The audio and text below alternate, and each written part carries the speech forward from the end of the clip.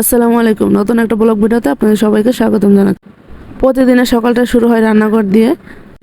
তো সকালে উঠে হচ্ছে আমি রান্না বান্না বসিয়ে দিয়েছি। এখানে হচ্ছে ডাল রান্না করব। তো ডালটা হচ্ছে সিদ্ধ হয়ে গেছে, আমি হচ্ছে বাগার দিব। ডাল বাগার দেওয়ার জন্য আমি হচ্ছে রসুন, পেঁয়াজ আর হচ্ছে একটু কাঁচা জিরা দিয়ে খুব ভালোভাবে ভেজে ডালের মধ্যে দিয়ে দিলাম। আজকে হচ্ছে ডাল রান্না করব। তো আজকে হচ্ছে আমার মেয়ের পরীক্ষা শুরু হয়ে গিয়েছে 2 দিন ধরে। তো সকালে উঠে সব কাজ একসঙ্গে গুছিয়ে নিচ্ছি, যাতে করে খুব সহজে আমার কাজগুলো হয়ে যায়। আপনারা চাইলে কিন্তু এভাবে ট্রাই করতে পারেন। রান্না বান্না সেরে বাসার সব কাজ গুছিয়ে তারপরে কিন্তু মেয়েকে নিয়ে স্কুলে যাব। খুব সহজে ঝটপট কিন্তু আপনারা এভাবে তৈরি করতে পারেন। তো তারপরে হচ্ছে আমি এখানে নাস্তার জন্য একটু আলু ভাজি করে নিচ্ছিলাম। তারপর মেয়েকে নাস্তা দিয়ে দিলাম। মেয়ে হচ্ছে পড়তে বসে গিয়েছে, আর আমি হচ্ছে নাস্তাগুলো তৈরি করে নিচ্ছি সবার জন্যই। তো এই যে ফুলকো ফুলকো রুটিগুলো আমার বাসার সবাই প্রতিদিন অপেক্ষা করে এভাবে আমার হাতে ফুলকো ফুলকো রুটি খাওয়ার জন্য। নাস্তা শেষ করে আমি হচ্ছে এদিকে রান্নাও বসিয়ে দিয়েছি। একসঙ্গে সব কাজ গুছিয়ে নিব। রান্না করার জন্য আজকে হচ্ছে আমি নিয়েছি পাঙাশ মাছ।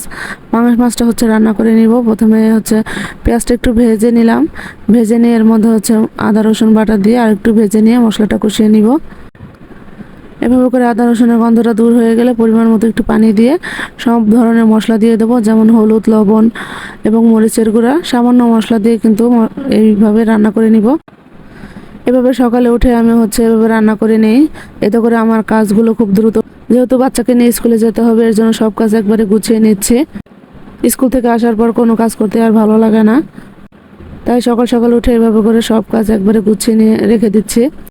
মশলাটা কষানো হয়ে গেলে আমি একটু আলু দিয়ে কষিয়ে নিয়েছি। তারপর হচ্ছে কাঁচা মাছগুলো আমি আগে থেকেই খুব ভালোভাবে ধুয়ে পরিষ্কার করে লবণ আর হলুদে মাখিয়ে রেখেছিলাম। মশলার সঙ্গে মাছটা একটু খুব ভালোভাবে কষিয়ে নিলাম। এখন হচ্ছে পরিমাণ মতো একটু পানি দিয়ে খুব ভালোভাবে আলুটা সিদ্ধ আসা পর্যন্ত অপেক্ষা করব।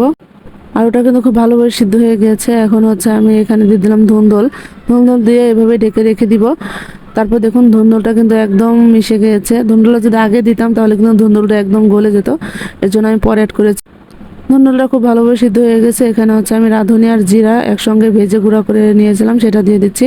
পরিমাণ মতো লবণ দিয়ে এখন পরিমাণ মতো লবণ দিয়ে দিলাম। আর হচ্ছে রান্নাটা শেষ হয়ে গেছে। রান্নাটা দারুণ হয়েছিল। আপনারা চাইলে এভাবে রান্নাটা ট্রাই করতে পারেন। তারপর হচ্ছে এখানে কিছু রান্না করতে করতে থালবাটি জমিয়ে গিয়েছিল, সেগুলো হচ্ছে ধুয়ে পরিষ্কার করে নিচ্ছি। একটা গৃহিণীর সারাদিনের অর্ধেকটা টাইম কেটে যায় কিন্তু রান্নাঘরে।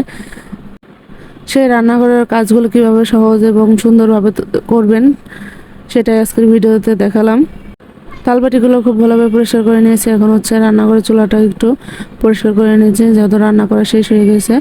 এখন হচ্ছে রান্নার চুলাটা হচ্ছে ভালোভাবে মেজে পরিষ্কার করে নিচ্ছি। আর আমার প্রতিদিনের কাজগুলো আমি এভাবে করে থাকি, এতে আমার কাছে মনে হয় খুব সহজে এবং তাড়াতাড়ি কাজগুলো শেষ হয়ে যায়। যেহেতু আমার ঘরে 4টা বাচ্চা, এর জন্য এভাবে কাজ করলে আমার কাছে মনে হয় কাজটা খুব সহজ হয়ে যায়। বাচ্চারা ঘুমিয়ে থাকতে থাকতে আমার সব কাজ শেষ হয়ে যায়। আর বাচ্চারা ঘুম থেকে উঠলে ওদেরকে একটু সময় দিতে পারি।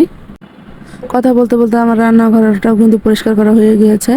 এখন হচ্ছে আমি বিছনাগুলো গুছিয়ে নেবো। দেখুন বিছনাপাটির কী অবস্থা। তো বিছনাপাটিগুলো একটু গুছিয়ে নিলাম। আর এই গাছটা কিন্তু অনেক বেশি সুন্দর লাগছিল ঘরের মধ্যে। বিছনা গোছানো শেষ হয়ে গেলে আমি হচ্ছে ঘরটা ঝাড়ু দিয়ে নিচ্ছি।